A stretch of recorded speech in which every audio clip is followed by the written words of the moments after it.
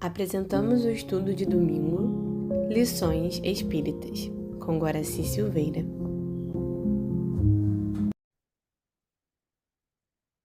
Olá, meus amigos, olá, minhas amigas. Estamos iniciando Lições Espíritas de hoje. E hoje nós vamos tratar de assuntos que geram muitas dúvidas, que deixam muitas pessoas confusas com relação a eles, né? E o senhor Allan Kardec, sabendo disso, ele fez também as suas indagações à espiritualidade sobre esses temas. Nós vamos falar sobre combates de guerras, como é que ficam os espíritos nas guerras, nos pactos que muitas vezes falam que existem, né? No poder oculto, por exemplo, talismãs, feiticeiros, e, e também sobre bênçãos e maldições. Então, você observa que vai ser um estudo bastante interessante e bastante esclarecedor, porque o Livro dos Espíritos tem essa possibilidade do esclarecimento necessário aos nossos entendimentos. Então, muito bom saber de tudo isso através do Livro dos Espíritos.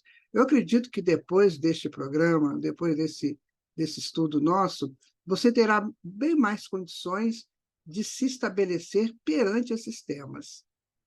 Foram muito bem elaborados, né, pelo Allan Kardec, pela espiritualidade, e que nós capturamos aqui do Livro dos Espíritos para trazê-los até vocês. Espero realmente que, assim, tire suas dúvidas. Então, vamos ao nosso estudo de hoje. Em nome de Jesus, que Ele nos abençoe e que Ele nos proteja sempre, sempre, porque é isso que precisamos, né? Então, vamos lá. Será que os espíritos desencarnados combatem junto com os encarnados numa guerra? E os poderes ocultos que tanto encantam mentes humanas, qual é o poder que eles realmente têm?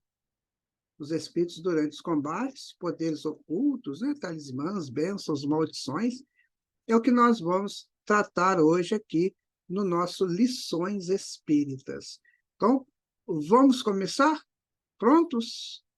Os espíritos durante os combates. É o primeiro tema que nós vamos estudar, está no capítulo 9 da segunda parte do Livro dos Espíritos. Eu coloco sempre assim, porque depois você pode conferir, né, se você assim desejar, tá bom? Então, vamos aí. Pergunta 541 do senhor Allan Kardec. Durante uma batalha, há espíritos assistindo e amparando cada um dos exércitos? Interessante, né? Será que tem espírito que ampara os exércitos? Você observa que na mitologia eles colocam, né, os deuses e deusas dos combates. Será que tem esses espíritos que ajudam? Vamos ver a resposta. Sim, e que lhes estimulam a coragem. E a gente então pode perguntar, por que a guerra? Qual o sentido da guerra? O início disso, a gente pode pensar no exército. O exército, quando ele começou a ser formado aqui na Terra, o que se desejava com o exército? À primeira vista, era de proteger, né, território e, principalmente, proteger contra os ataques dos espíritos maldosos, sabiam disso? As cidades-estados, quando tinham aquelas fortificações, na verdade, aquilo era para proteger dos espíritos malvados, não tão assim dos encarnados. Mas os exércitos começaram a se formar, por quê? Porque as pessoas combatiam, né, do jeito que podiam, com pedras, né, com pedaço de pau, aquela confusão toda, aquele volume imenso de batalha campal, corporal. E aí o exército surge exatamente para hierarquizar essa coisa. Quem é que vai comandar isso aí? Né? E para disciplinar também os combatentes. Então, vamos fazer uma coisa organizada. Nós vamos fazer alas, né? Alas de avanços, alas de retaguarda, e por aí vai, nas estratégias dos exércitos.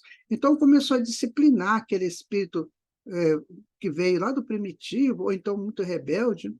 Então, começou a disciplinar o espírito.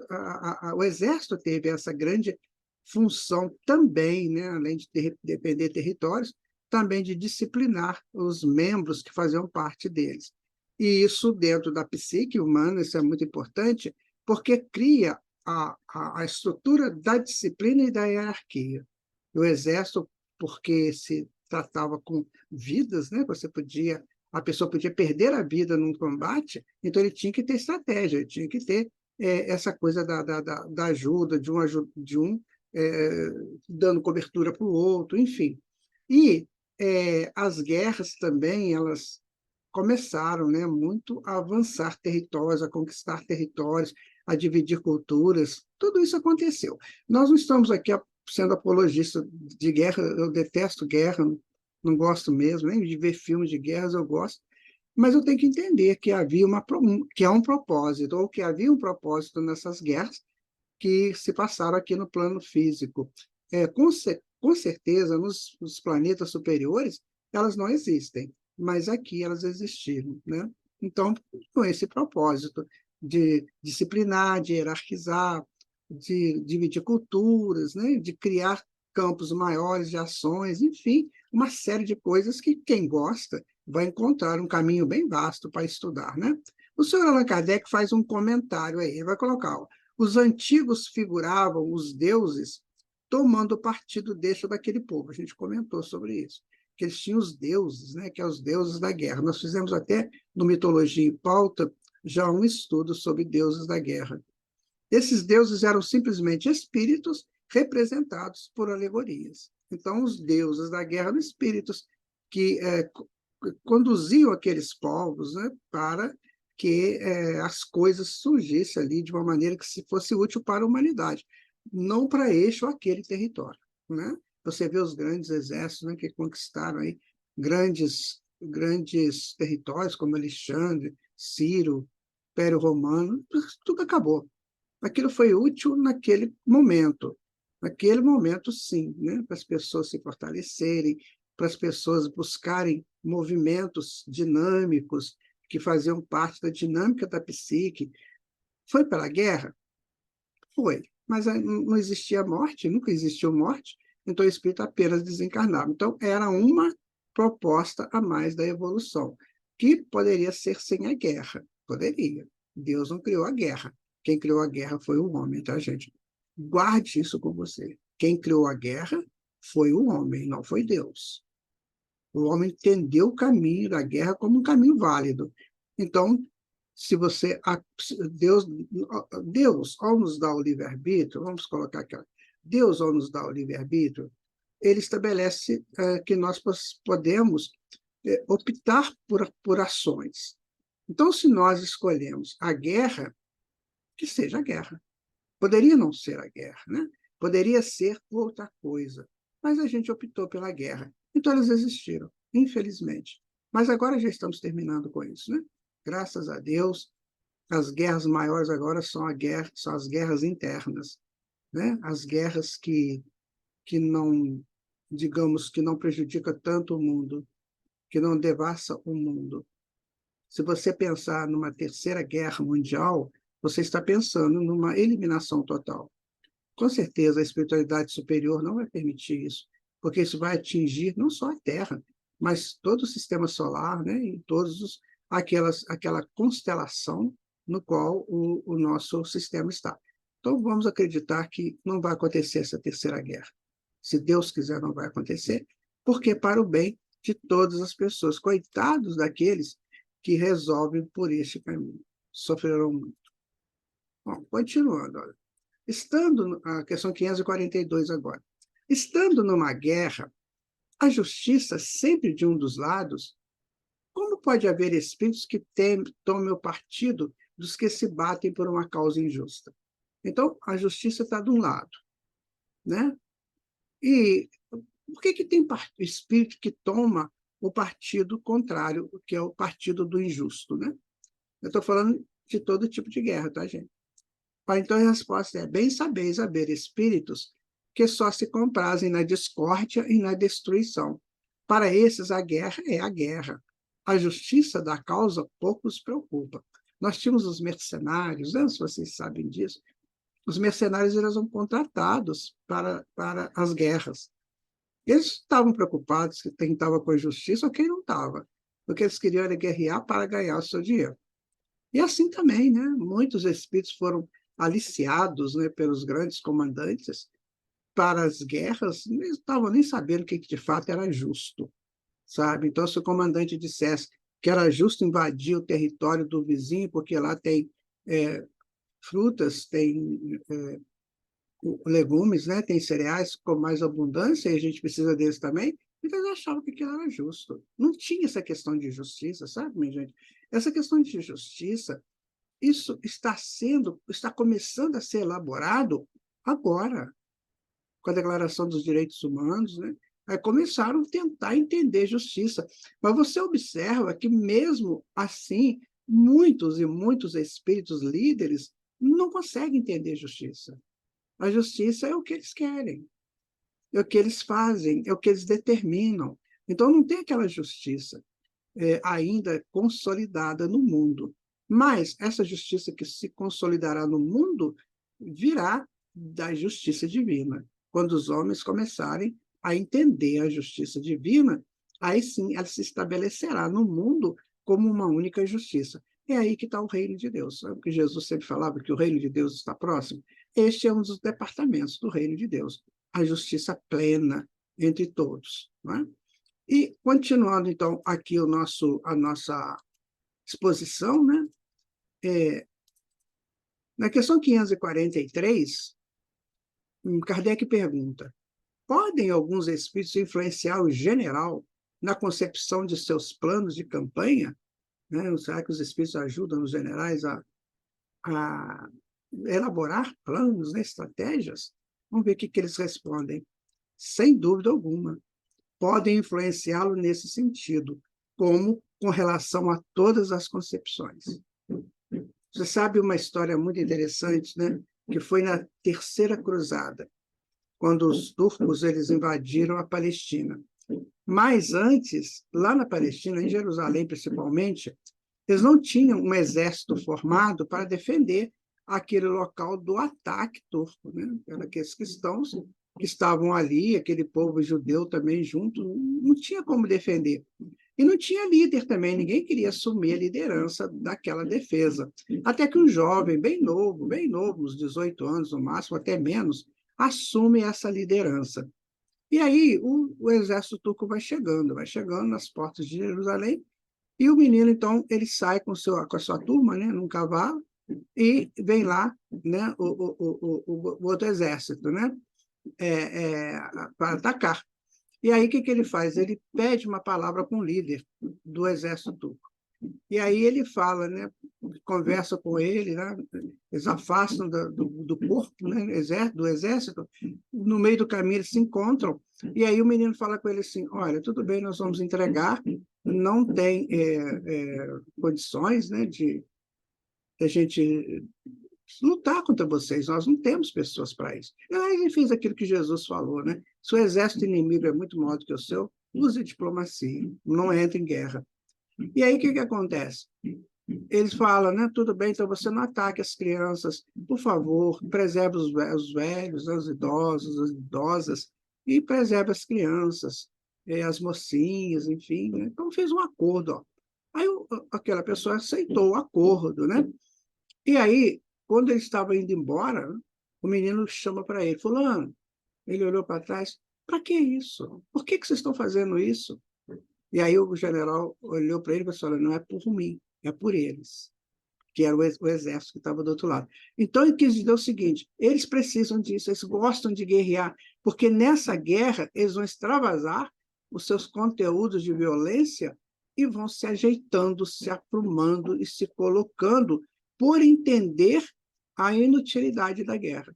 Mas é preciso extravasar a violência que vem desde o reino animal nesses espíritos. Então, a guerra foi muito também esse embate de violências para que a pessoa percebesse que não vale a pena a violência pela violência, que vale pelo acordo. Né?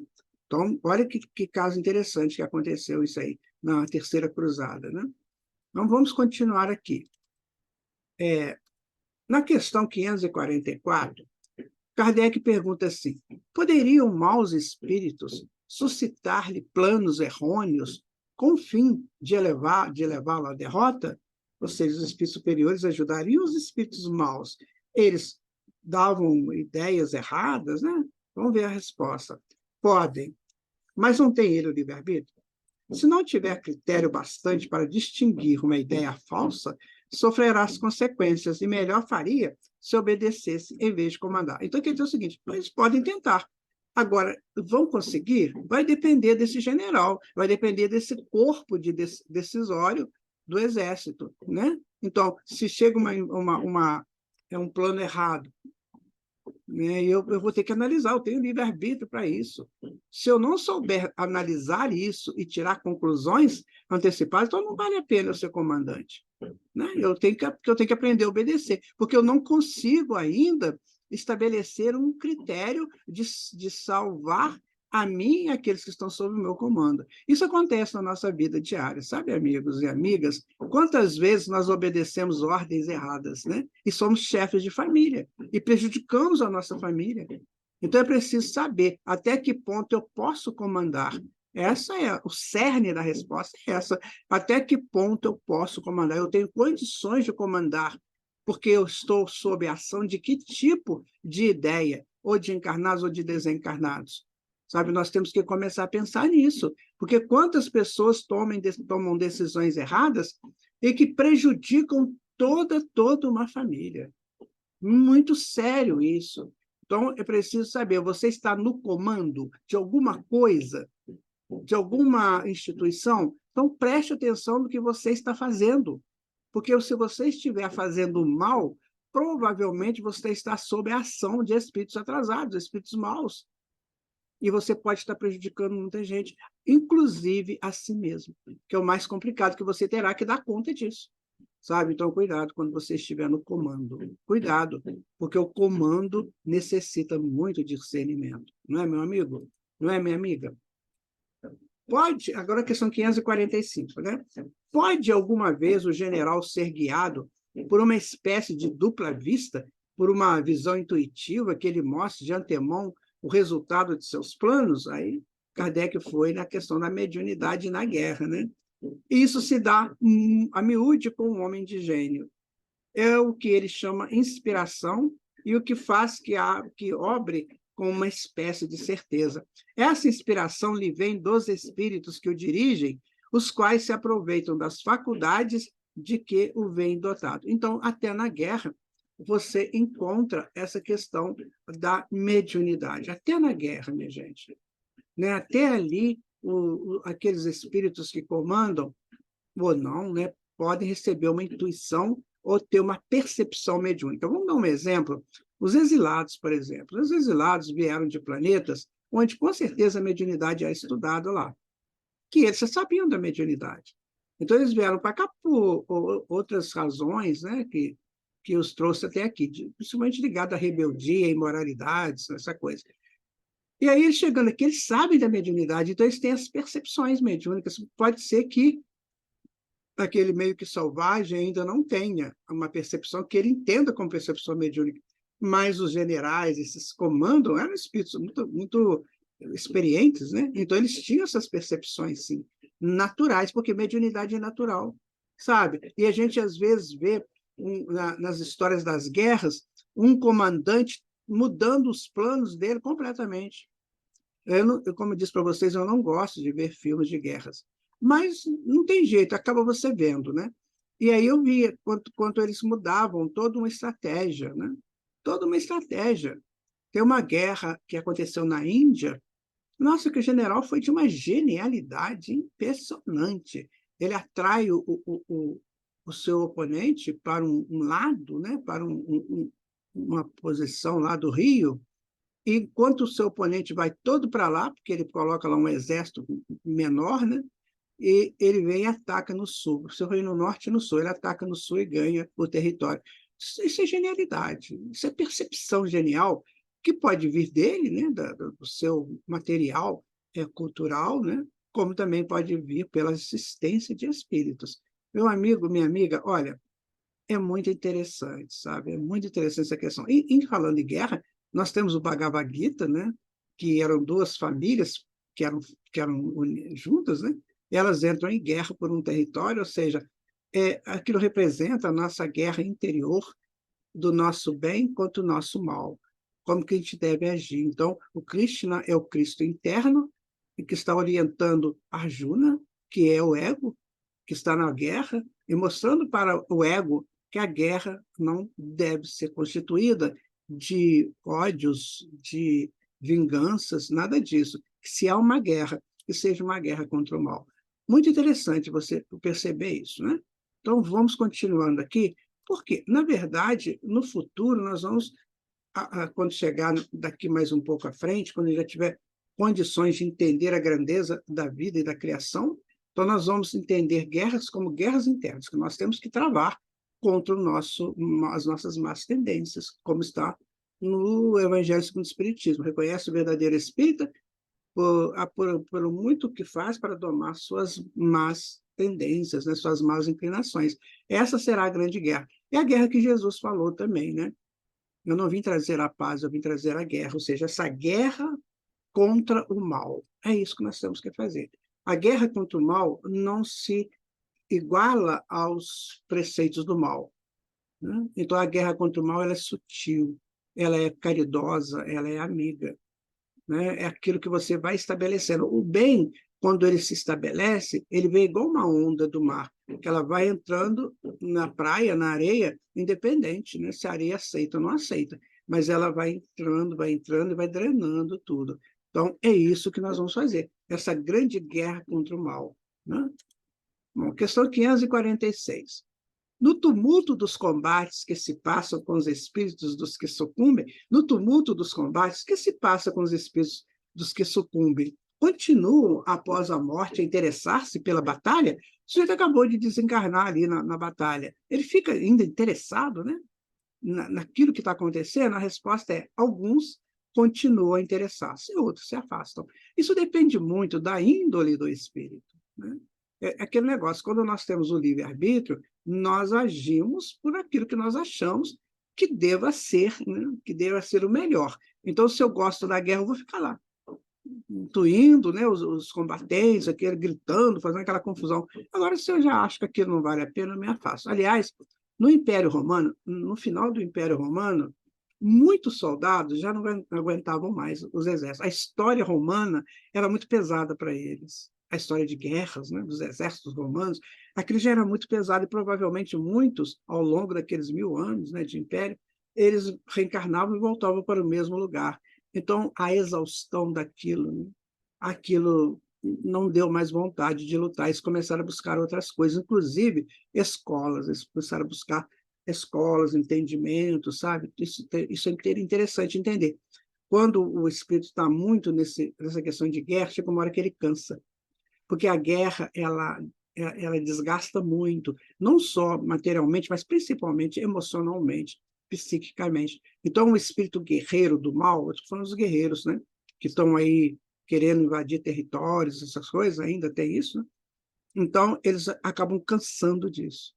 Eles começam a sentir uma espécie de uma ansiedade, de uma depressão, que acaba entregando: eu não quero mais isso, eu quero ir embora, eu quero me fugir.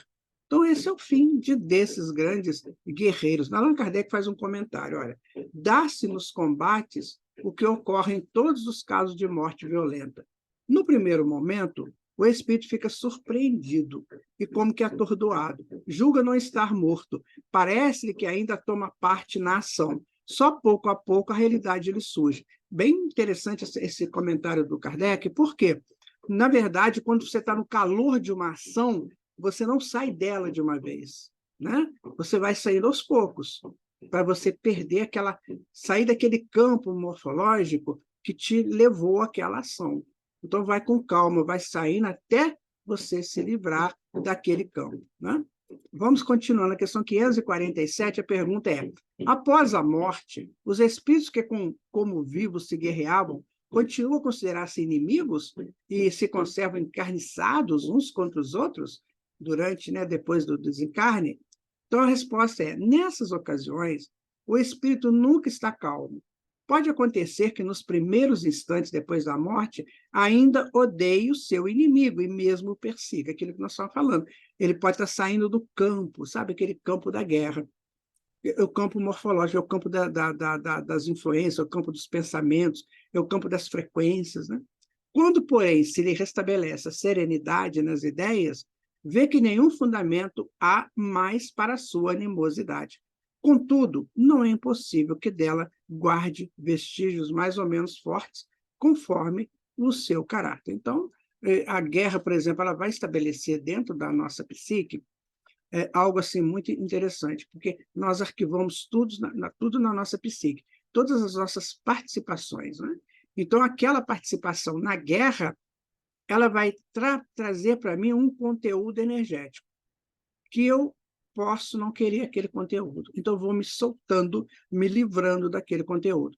Agora, se ainda guardo mágoas, queixas, reclamações, se ainda guardo uma raiva muito animosa, né? Animosidade pura, aí eu posso sustentar isso no inconsciente. E uma hora dessa vai ter que sair. Às vezes sai numa violência particular contra uma pessoa ou contra um grupo, mas porque aquilo ficou guardado em mim. Tome cuidado com aquilo que você participa, porque vai ficar arquivado no seu inconsciente. E que tipo de arquivo você está levando para ele? Então, se você viveu um momento muito ruim, que você não gostou, se livre daquilo. Não guarde aquilo dentro de você, não. Porque daqui a pouquinho pode sair numa forma de violência. Por exemplo, a pessoa te fecha no trânsito e você sai do carro com um pedaço de pau, um cano qualquer, e ataca aquela pessoa. É aquela violência que ficou guardada em você, que você não resolveu.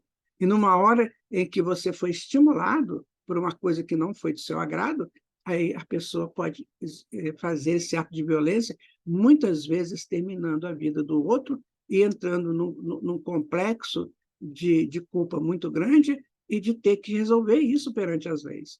Sabe? Por isso que nós não podemos guardar em nós coisas relacionadas à raiva, a não perdão, né?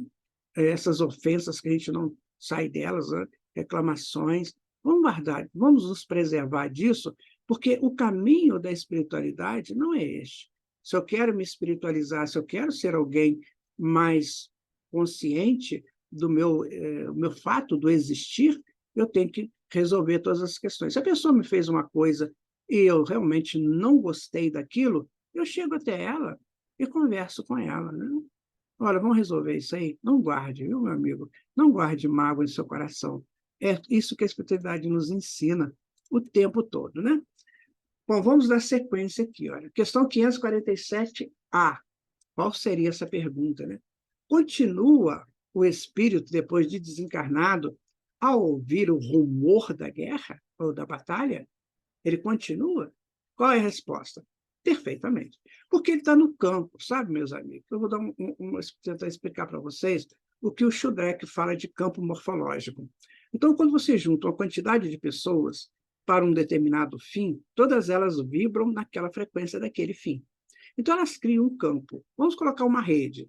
Imagina uma rede, onde cada pessoa alimenta essa rede com o seu pensamento do grupo.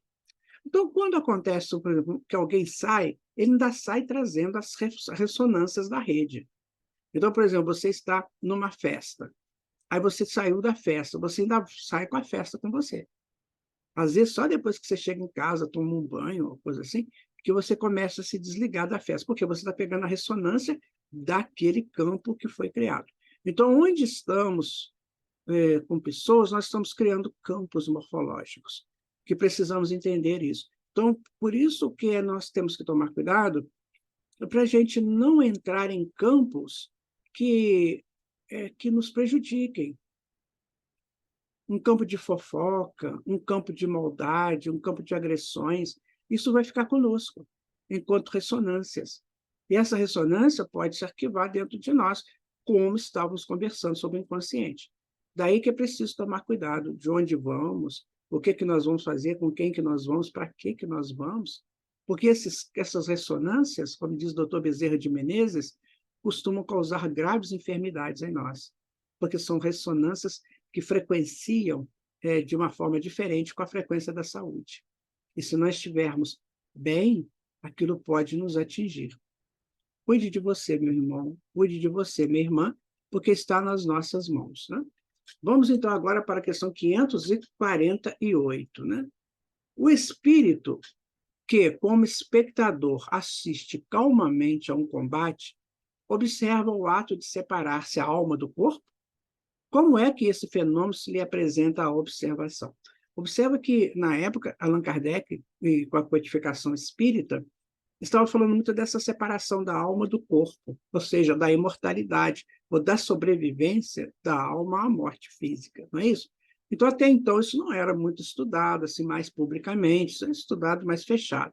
E ali, então, Kardec pergunta, mas então vai ter a separação, né? Durante a guerra, durante a batalha, havendo a morte física, haverá a separação da alma do corpo. E aí ele pergunta, né, se o espírito assiste isso, né? Ou se isso é para ele um fenômeno de observação.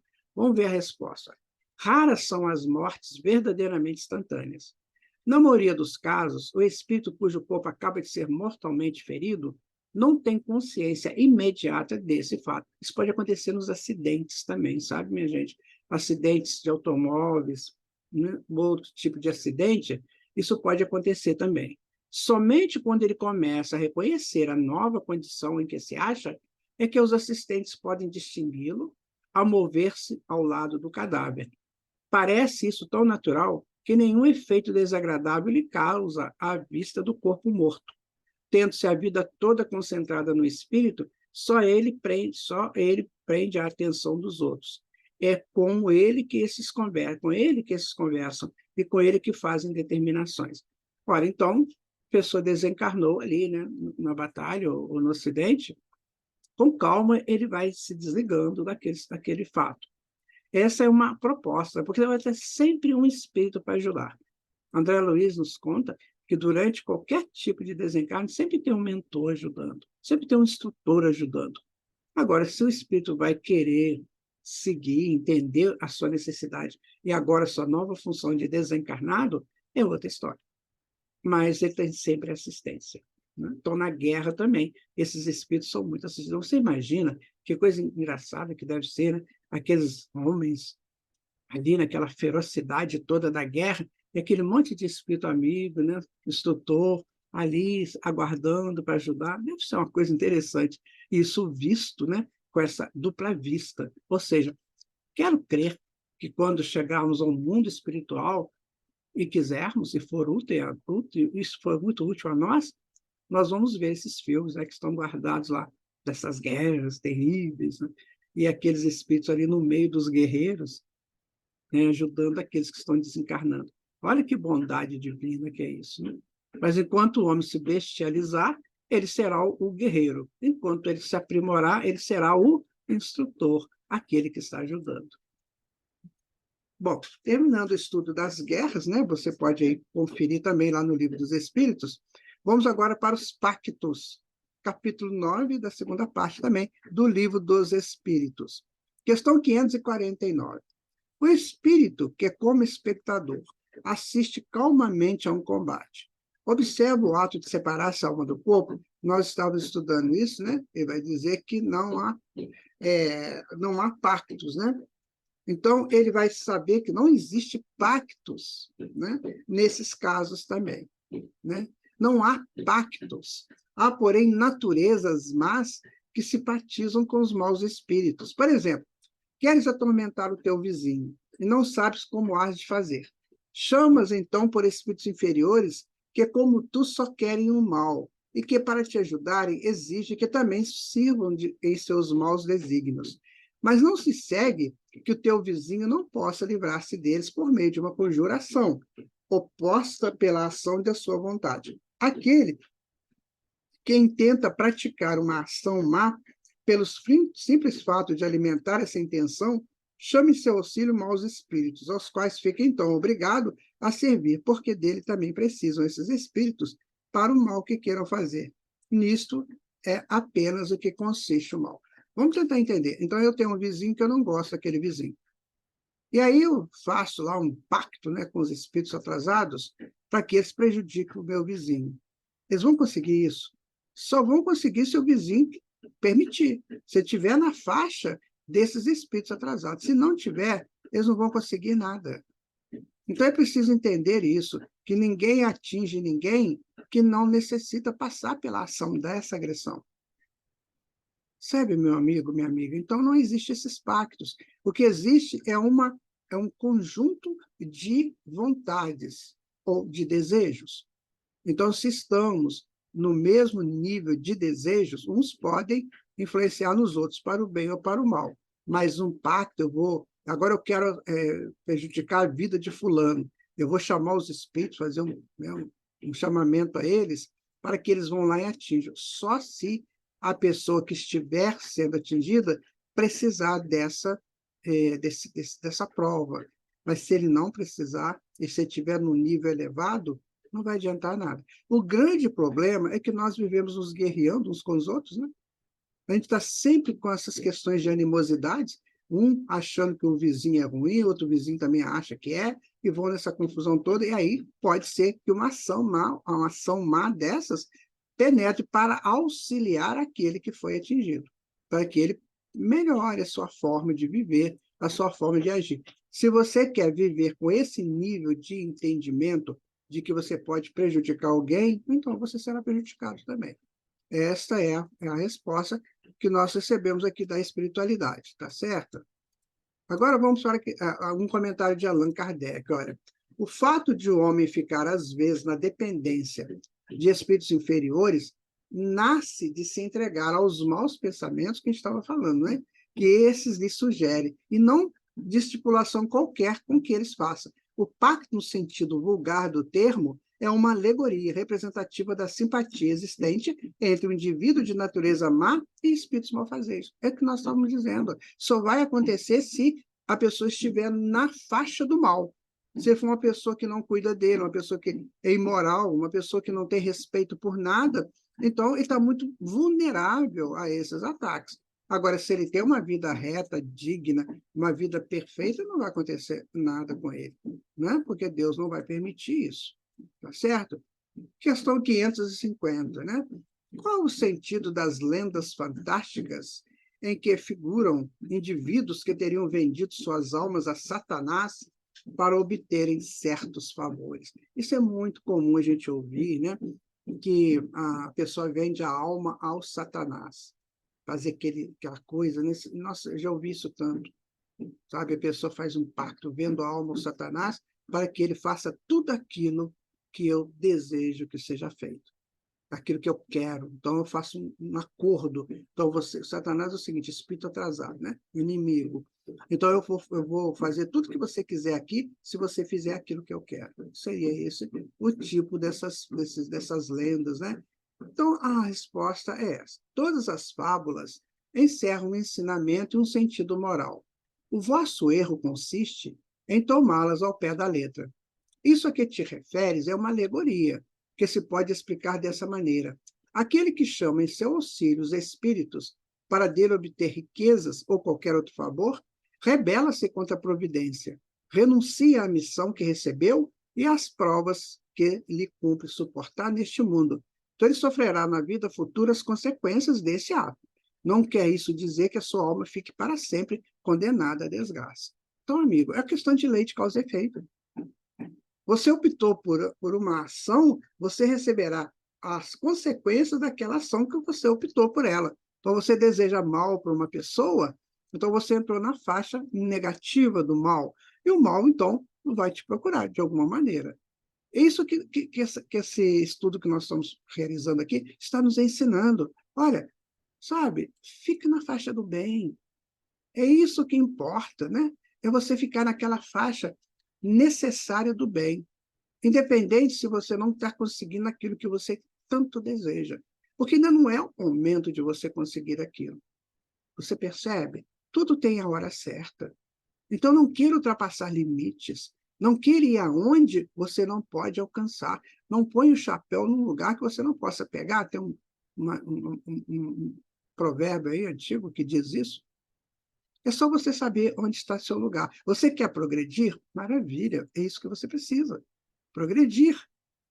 Mas, olha, não pise em ninguém.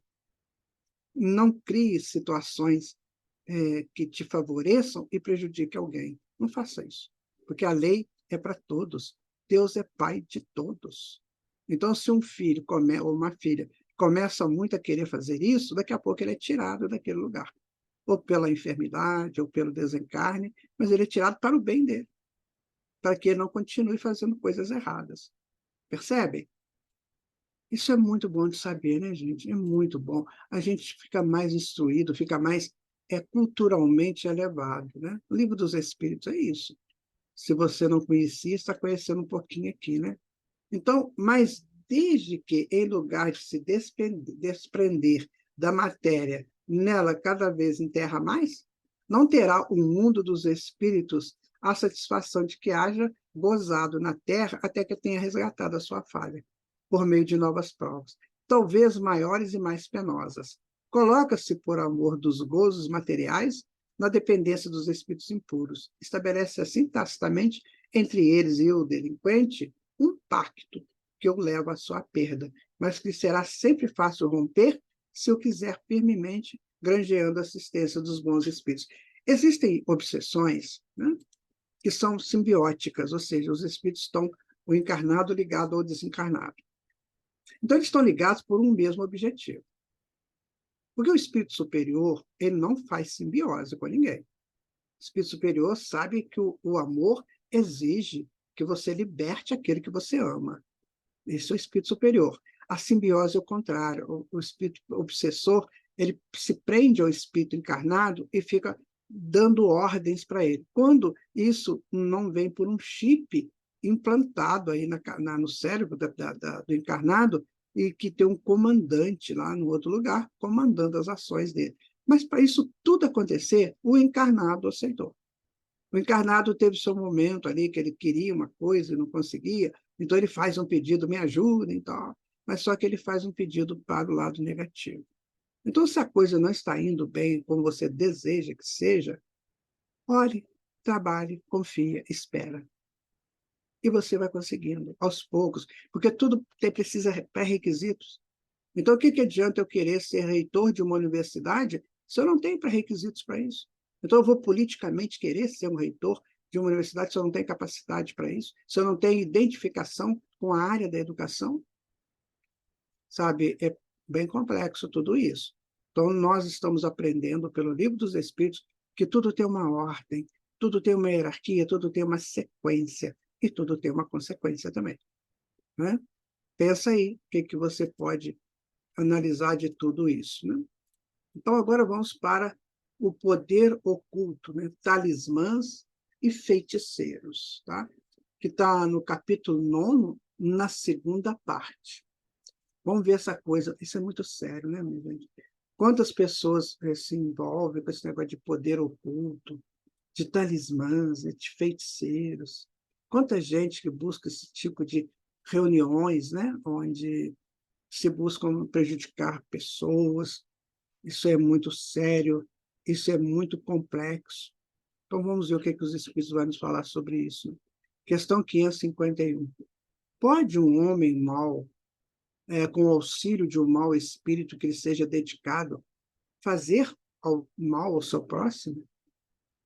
Pode um homem mau, com o auxílio de um mau espírito que lhe seja dedicado, fazer mal ao seu próximo? Vou dizer uma coisa para vocês. Nos centros espíritas, é muito comum recebermos pessoas que chegam lá até pedindo os espíritos para fazer mal para alguém. A pessoa não tem noção do que seja um centro espírita. Então, ele acha que o centro espírita ele trabalha, né, para fazer mal para as pessoas. Então, chega lá e pede, né? Ou então chega uma pessoa lá e fala assim, nossa, eu estou recebendo um mal muito grande que alguém está fazendo para mim. Aí o centro lá, nem vou dizer que seja centro espírita, mas às vezes ele recebe lá uma informação, sim, tem gente fazendo mal para você. Então, é importante considerar o seguinte, se alguém pediu, né, para fazer um trabalho, né, você fala isso, faz um trabalhinho aí para prejudicar fulano que está no meu pé, né? Isso aí você tem que explicar para a pessoa, isso não existe aqui. O centro espírita não é para isso, o centro espírita é para estudar, é para amar, para perdoar, para consolar, para confortar. Isso aqui é o centro espírita, que está de comum acordo com o Evangelho de Jesus. Agora, se você quer fazer mal para os outros, pense antes. O mal que você pode estar fazendo a você. Porque no momento que você pede aos espíritos inferiores que façam uma coisa, a pessoa esteja na faixa daquele espírito, ele vai fazer e vai outro vai receber aquela interferência, mas você é responsável também por isso. Então, cuidado com seus pensamentos, não deseje mal para ninguém, porque assim como você deseja mal para alguém, alguém pode estar desejando mal para você, né? Então, amigos e amigas, muito cuidado com essa coisa aí, né? Essas representações aqui de caveira, vela, costurando ali o coração da pessoa. Veja que coisa séria que é isso. Não, nós temos que sair disso. Vocês não concordam? Então, a resposta é não. Deus não permitiria. É porque a pessoa esquece que, acima de tudo, existe Deus, sabe? Existe Deus, que a tudo governa, tudo mantém. Então, as pessoas acham que eles podem fazer o que bem entendem, mas Deus está conosco o tempo todo. E se ele permite que algum mal aconteça a algum de seus filhos, é para o entendimento dele. Porque ele está rebelde, ele está numa faixa ruim, né? Então ele vai receber uma prova para ele saber, ó, não fica aqui não, que aqui é perigoso.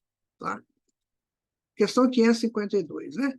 Como que se deve pensar da crença no poder de certas pessoas teriam de enfeitiçar? Bom, algumas pessoas dispõem de grande força magnética, de que podem fazer mau uso, se maus forem os seus propósitos, os próprios espíritos. Caso em que possível se tornem serem secundados por outros espíritos maus. Não creais, porém, num pretenso poder mágico que só existe na imaginação de criaturas supersticiosas, ignorantes das verdadeiras leis da natureza.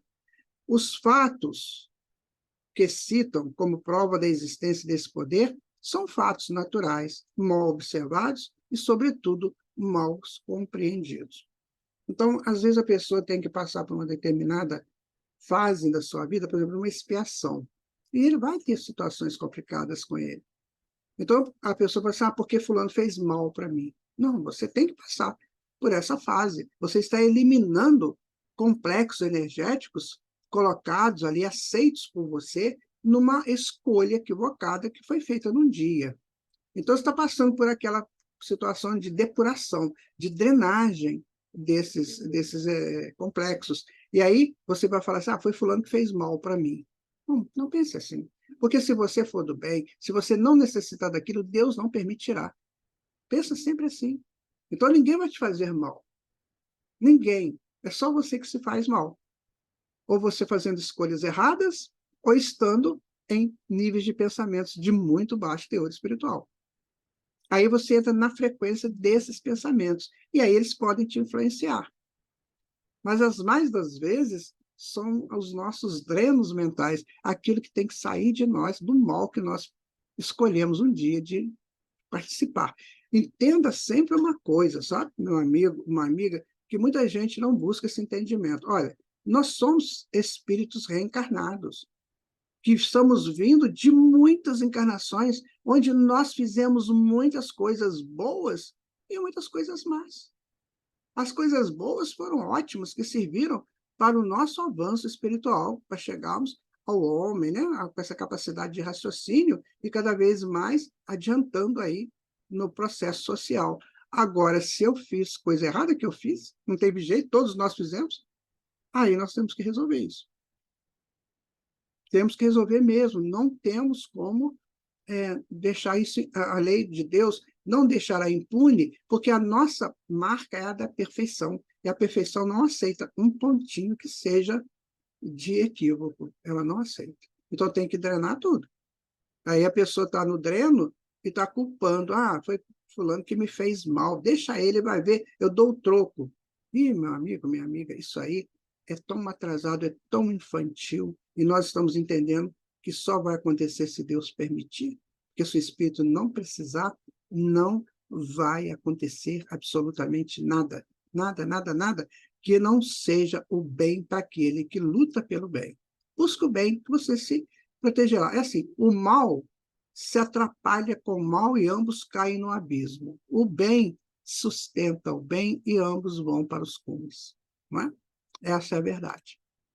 Bom, vamos continuando, então, na questão seguinte, né, que é a 553, Com efeito, podem produzir as fórmulas e práticas mediante as quais pessoas há que pretendem dispor do concurso de espíritos. Então, eu sou bruxo, né? Eu vou fazer uma fórmula mágica aqui e tal, que vou atrapalhar você. Então, você põe lá uma fórmula, só que você coloca plantas perigosas, venenosas, coloca substâncias químicas perigosas, né? Então, quem está fazendo o mal está colocando o mal ali. Está colocando aquilo que vai prejudicar o corpo do outro. Então, aí os espíritos ajudam? Pode ajudar sim. Né? Vamos ver o que o espírito responde, cara. O efeito de torná-los ridículos se procedem de boa fé. No caso contrário, são tratantes que merecem castigo. Todas as formas são mera charlataneria. Não há palavra sacramental nenhuma, nenhum sinal cabalístico, nem talismã que tenha qualquer ação sobre os espíritos, porquanto estes só são atraídos pelo pensamento e não pelas coisas materiais. Então, a pessoa vai fazer um mal, atrai espíritos tenebrosos, né? aquelas palavras lá estranhas, e aí os espíritos vêm e colocam aquelas substâncias nocivas ali no meio. Isso tudo é uma charlataria, né? Como ele diz aqui. Se você não tiver que passar por nada disso, não vai acontecer. Não vai acontecer. Agora, tem esses criaturas que fazem essas poções, né? Que colocam ali substâncias nocivas. Né? Às vezes a pessoa gosta de beber, ele vai lá e coloca lá um agente químico, né, reagente ali, que vai fazer com que aquela bebida se torne um veneno. Aí vai entrar no corpo da pessoa e vai envenenar a pessoa. Mas até aí, entenda, a pessoa tá na faixa, né? Se eu não gosto de tomar bebida alcoólica, não gosto de tomar nada disso, isso não vai acontecer comigo. Né? Ou então, se eu estou num lugar que eu estou percebendo que a coisa não está muito favorável a mim, eu não vou ficar comendo e nem bebendo nada lá. Eu vou, dou meu recado e vou embora. Agora, se eu estou ali porque eu estou com algum nível de interesse, então aí que cria o elo. São os meus interesses, muitas vezes mesquinhos, egoístas, que fazem isso. Quando a gente observa nesses filmes pessoas que colocam, né, venenos no copo do outro, no alimento, porque está com interesse. Tem algum interesse nesse lugar. Então, amigo, amiga, se você quer uma coisa, analisa se vale a pena aquilo que você está buscando. E, principalmente, com quem você está buscando. Isso aí tudo você precisa de analisar. Né? Questão 553A. Mas não é exato que alguns espíritos têm ditado, eles, próprias fórmulas cabalísticas? Sabe? Então, Kardec pergunta isso, mas será que não tem espírito aí ditando fórmulas? Né? Eles vão responder, olha, efetivamente, espíritos há que indicam sinais, palavras estranhas, ou prescrevem a prática de atos por meio dos quais se fazem os chamados conjuros. Mas ficais certos de que são espíritos que de vós outros escarnecem e zombam da vossa credulidade. Então, eles ficam fazendo brincadeiras. E a gente vai entrando nisso, sabe? Achando que isso vai realmente acontecer, que Deus não está no governo, que Deus não está protegendo os seus filhos. Pense sempre na proteção divina. Agora, para você obter essa proteção divina, não ser necessário passar por provas mais complicadas, então cuide de você, cuide das suas escolhas, né? Cuide de onde você vai. Isso você tem que ter. Essa é a tua salvaguarda principal. A tua índole, o teu bom caráter. Fora isso, meu amigo, este mundo ainda tem muitos enganadores. Né? Tem muita gente que gostam de complicar, gostam de amedrontar, principalmente amedrontar. Eles usam muito essa coisa do medo quando querem um avanço ou quando eles querem dominar algum grupo. Eles usam muito do medo, porque o medo enfraquece. A emoção enfraquece a psique e enfraquece o sistema imunológico. Por isso que eles usam esse artifício do medo. Olha, você vai morrer, cuidado com isso. Então, vão fazendo todas essas ações perigosas, complicadas, e a pessoa vai entrando nisso. Bom, questão 554, né?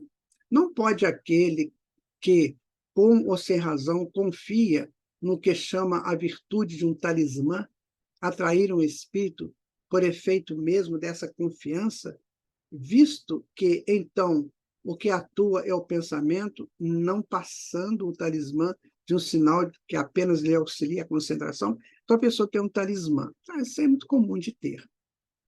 É uma conta, sabe, um rosário, não sei, uma pedra, né? Então, tem aquilo como talismã, que é aquilo que vai protegê-lo, que vai dar força de proteção a ele. A pergunta é essa, né?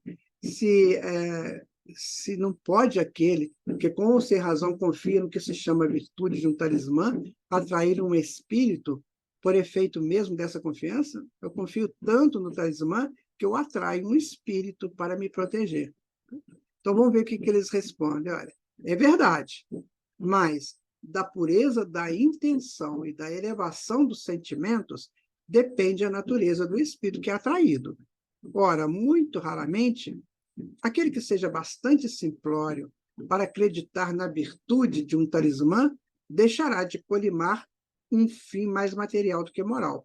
Qualquer, porém, que seja o caso, essa crença denuncia uma inferioridade e uma fraqueza de ideias que favorece a ação dos espíritos imperfeitos e escarninhos. Vejam vocês que interessante. Se você está buscando amparo no talismã, o que está dizendo? Você está buscando amparo para a materialidade. Quando você tem a consciência espiritual superior, você é o seu próprio protetor. Não precisa de talismã nenhum, não precisa de nenhuma ação. Você pode ter até um cordãozinho que você acha que é um enfeite, mas talismã não é necessário. Porque pode você atrair espíritos atrasados que vão brincar com você. Então, use o teu bom caráter, a tua integridade, a tua nobreza.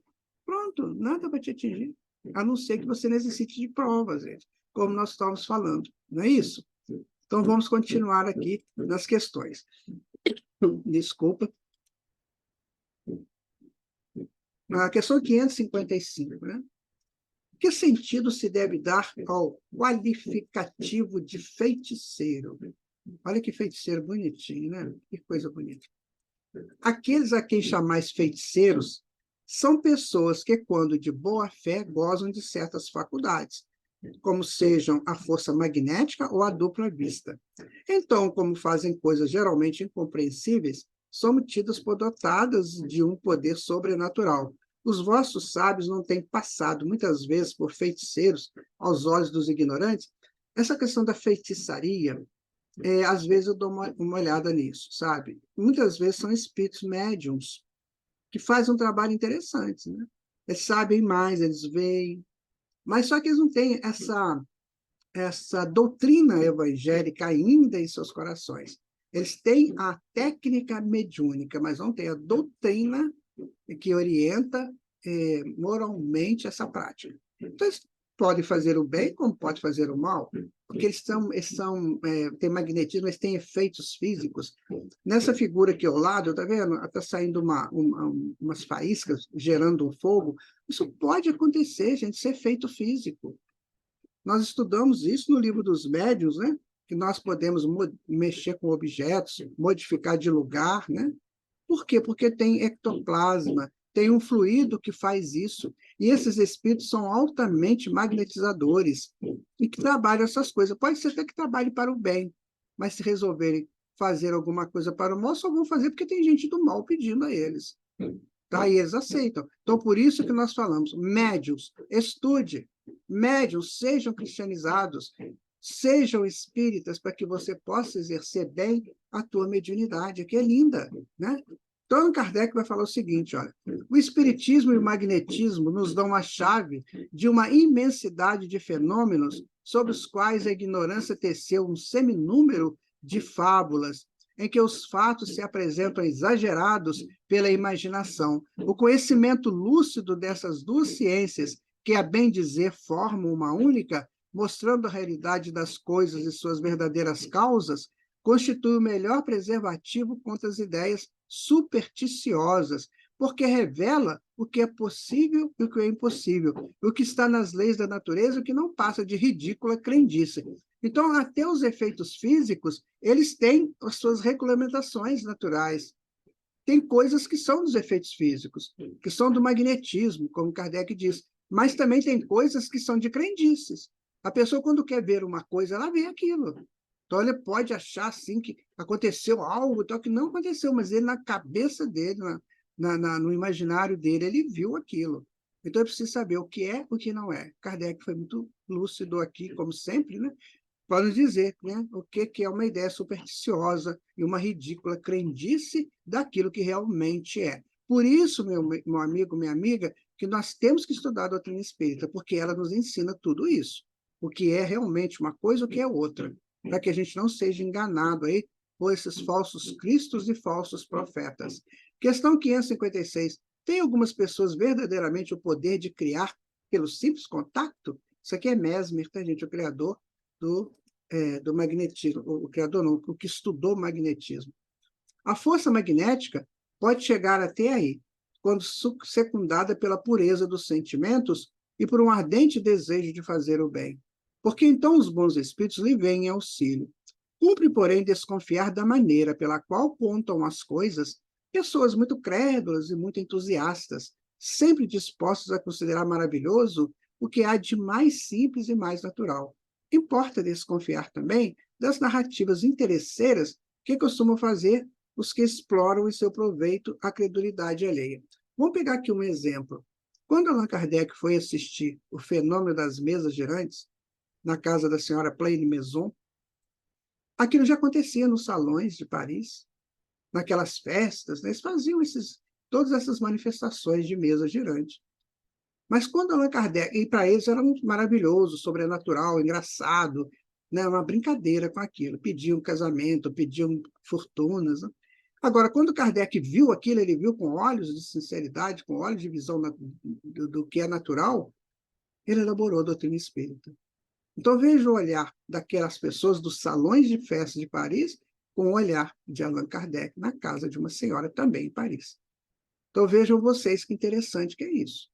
É como eu olho as coisas, eu tiro a conclusão que a minha cabeça me dá as condições de criar. Então, esqueçam essas questões de maravilhoso, de fora do eixo, de sobrenatural. Não existe isso. Existe o natural. Quando a gente acabar com essa imaginação, essas crendices, isso tudo vai passar.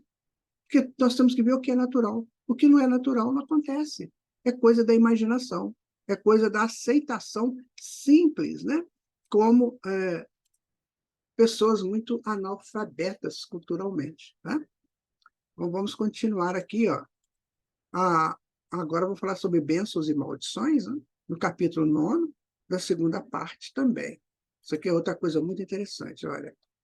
557. Pode a bênção e a maldição atrair o bem e o mal para aqueles sobre os quais são lançadas? Olha só. Então, a bênção e a maldição pode atrair o bem e o mal? Deus não escuta a maldição injusta e culpado perante ele se torna o que a profere. Como temos os dois gênios opostos, o bem e o mal pode a maldição exercer momentaneamente influência, mesmo sobre a matéria. Tal influência, porém, se verifica por vontade de Deus, como aumento de prova para aquele que é dela objeto. Demais, o que é comum é serem amaldiçoados os maus e abençoados os bons. Jamais a bênção e a maldição podem desviar da senda da justiça a providência, que nunca fere o maldito, senão quando o mal e cuja proteção não a coberta, senão aquele que a merece. Então vai depender muito do que você quer da sua vida. Você quer bênção ou maldição? Se você age no bem, meu amigo, você receberá bênçãos, só bênçãos. Se você age no mal, você intercala bem e mal, você pode receber aí também influências negativas. Então, cuidado de você, o que nós estamos falando nesse programa todo. Cuide de você.